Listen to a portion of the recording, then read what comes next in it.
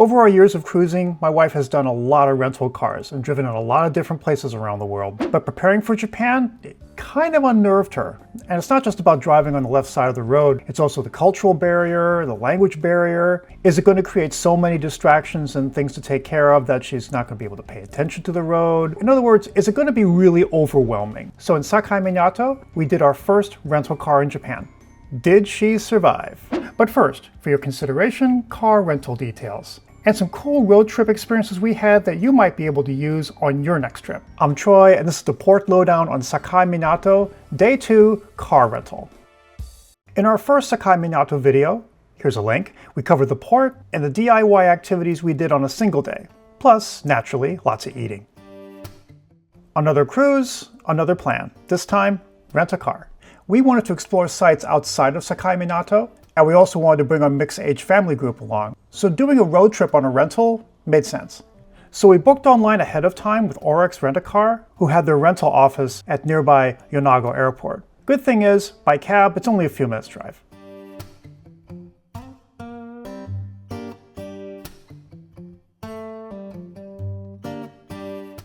Now, when we got there, we were a little worried. We didn't see anybody at the desk, and we were thinking, are they closed? But she came, and everything was settled. Even though she spoke limited English, everything was arranged ahead of time, so it was a pretty smooth process overall. She did put some Google Translate. So. Yeah, but she had the English maps and everything ready for us and stuff. It's like, they're actually very good because they got, all the other one. I mean, the contract is still in Japanese, but you already see it in the website. Right. So what they would do is like what I did is I pre-fill everything already. Right. So if you want to do this, just get things done beforehand, so you don't have to fill it up and try to translate everything. Plus, she was so friendly and professional, it made everything seem so much easier. Then it was real quick. Inspection, and off we went. Now, a couple of important notes. You will need an international driver's permit, which is basically a booklet that translates your driver information into multiple languages, and it's valid for 1 year. It's pretty easy to get, but you have to get it before you leave on your trip. We got ours in our local AAA office. The whole process of applying and prepping the booklet cost about $20 and it took an hour, including taking a rather embarrassing but required passport-sized photo. And they indicate this gas station on the map for a reason. Almost all rental companies here require you to top off the gas before returning the car, even if the trips are short and the tank was full when you got it. And you need to show a receipt to prove it. My wife had some anxiety about the car being domestic, having kanji lettering or odd configurations, but it was pretty standard, with a few exceptions. Since you drive on the left side of the road here, the driver's side will be on the right. Plus this gear shift doohickey thingy. Okay.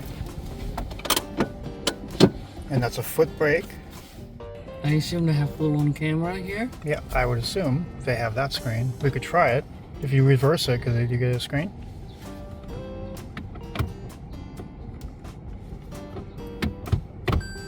Yep. Yeah. You got that screen, but you don't have the full-on screen. I guess that's... Well, it's a good enough screen. Yeah. But most important, would the Android Auto work? Oh! I love you, Android Auto! She got Android Auto! Plus, the car was fairly new and handled really well. So that part was surprisingly easy.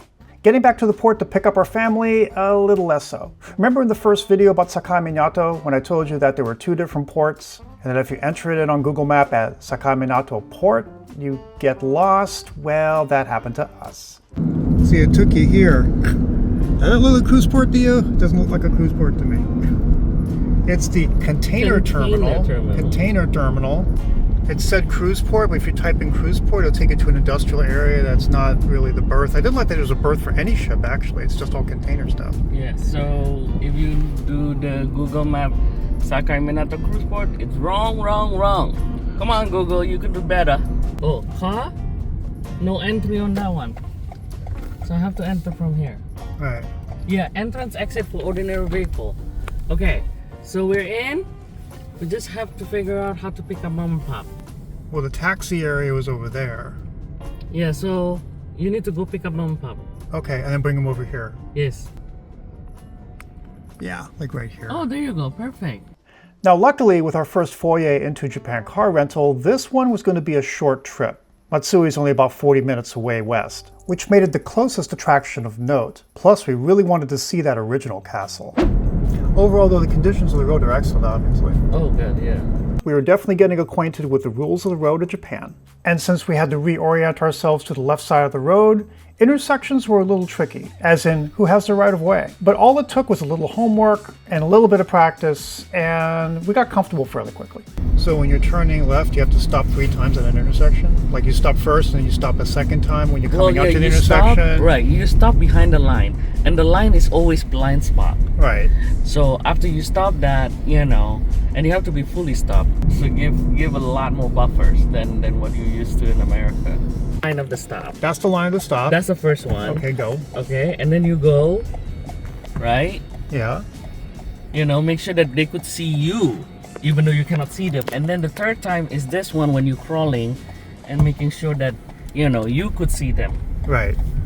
So, because their line of the stop sign is actually further away. Road signs also had place names in English. And, of course, the driving is a lot more mellow. Seemed like the whole experience was starting to grow on her. Oh, well, look at this. It's so beautiful. Traffic was light going into Matsue, and of course the castle is centrally located. There's a somewhat small parking lot at the base, but you get help from the attendant. We just wait for the clearance for parking, which is kind of interesting. So we got a ticket from the guy, and he told us where to park. Yes. Because it's a very small parking lot. And So then of course they- you have to also back up into the parking space. Trust me, that's no big deal. That part you got down. No big deal. So which one is it then? Is it this All the way, one? yeah, that's what I'm saying. Ooh, okay. It's like Next to the taxi driver We who are like- park really tight. you got the best parking. 'cause we're like Okay. the first- Even you need the camera, but even so, still needs the skills. Matsue Castle is part of the larger Jozan Park with historical buildings,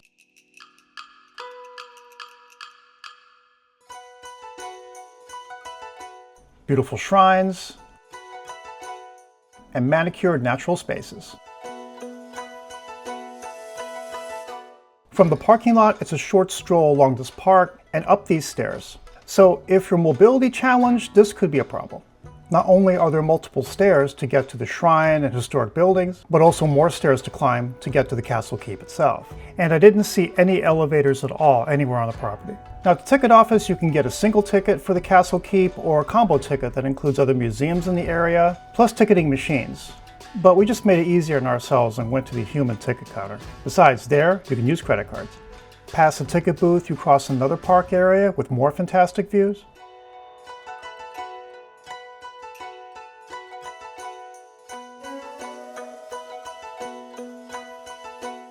And the castle itself. This castle is known as Chidori-jo, or Plover Castle. It was built between 1607 and 1611, which looks deceptively small from the outside. Unlike many others who were rebuilt with concrete, Matsue Castle had maintained its authentic wooden structure. Hence, for preservation purposes, no shoes allowed. But they'll give you a plastic bag to carry it around. It's one of only 12 original castles in Japan, with its main keep still intact. So it offers a no-kidding, genuine glimpse into Japan's feudal past. For the arrow, that's for the gun. It also offers a no-kidding workout, and with multiple levels to climb up these narrow staircases. Steep too, gotta go slow. It's designed so that each floor has their own museum pieces, with English and Japanese. So you hike up a floor, check out the displays, hike some more. I think I counted about at least 6 levels going up. But eventually you reach the top, where you get a fantastic reward. This open area with all the windows open has an incredible breeze blasting through it. And, as you would expect, fantastic 360-degree view. Totally worth the effort. Returning back down near the parking lot, we decided to do the Sightseeing boat, which takes you on a 45-minute boat ride around the moat that surrounds the park. Now, while it sounds nice and leisurely, it was actually more of an adventure than I thought, starting with the seating arrangements. Please take off shoes. Oh, okay. Please take off shoes, right? You want to rent a cab? You can do it! Hey, Pop. Yay! Welcome to the Horikawa Sightseeing Boat. To ensure safety reasons, we will rehearse lowering the roof. If you have any difficulty with this procedure, please say so. We will begin the rehearsal. Apparently, some of the bridges you sail under are so low, you have to do the limbo thing. Look down. Yeah, look down.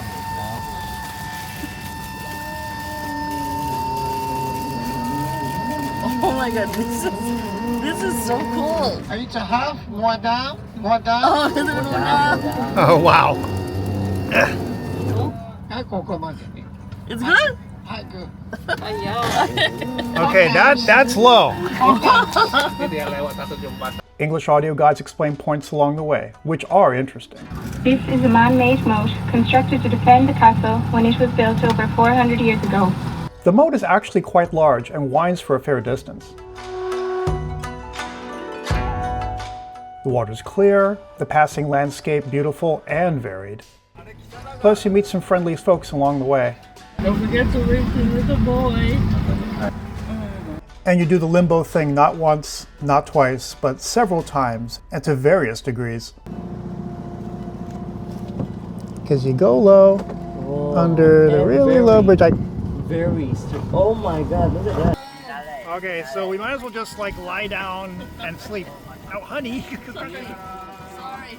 Just go to sleep, go to sleep, go to sleep. I'd go out on a limb here and say this was kind of an essential experience at the park. Definitely something most of the family can enjoy. Okay, gotta admit, that was pretty cool. We did try the cafe at the park, which was actually pretty high quality. They have traditional cross-legged seating and Western style seating, and offer Izumo Soba, a specialty in that part where it has a darker color and stronger aroma. The top is a topping, so you could use different things with it. That's a scallion, green onion. Though this is more like Tokyo Negi, but you know, this has the same taste. That's bonito flakes. This looks like the spicy radish, but they break it down. And of course, this is seaweed. You have 3 layers of soba noodle because you want to keep the temperature. Okay. So what you do, this is the sauce. You put whatever topping you want it. And then you pour a little bit of this.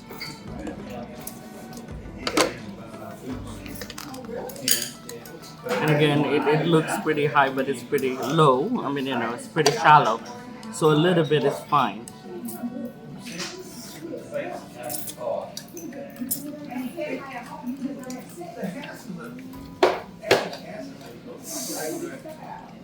Plus extra helpings of onigiri, and of course, matcha ice cream and extra dessert.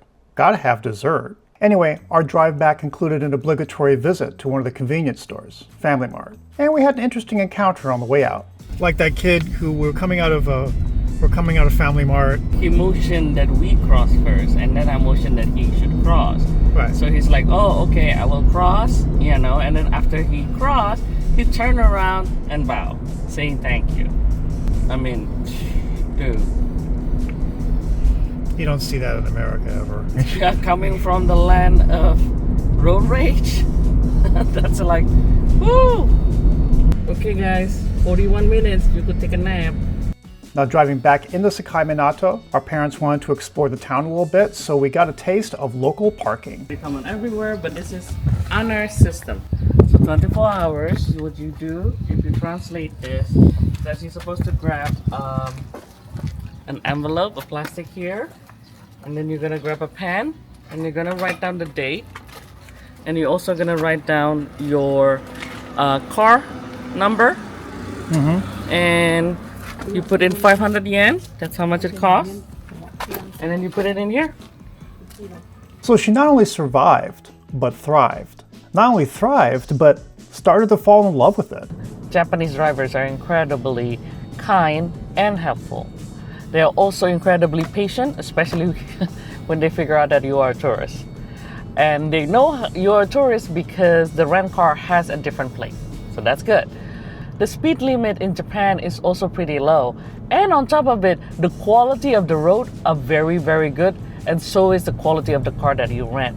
That makes your life a whole lot easier because less distraction, you could concentrate more on the road. Driving in Japan ended up to be more relaxing than I thought. It's actually become now my first top most favorite place to drive.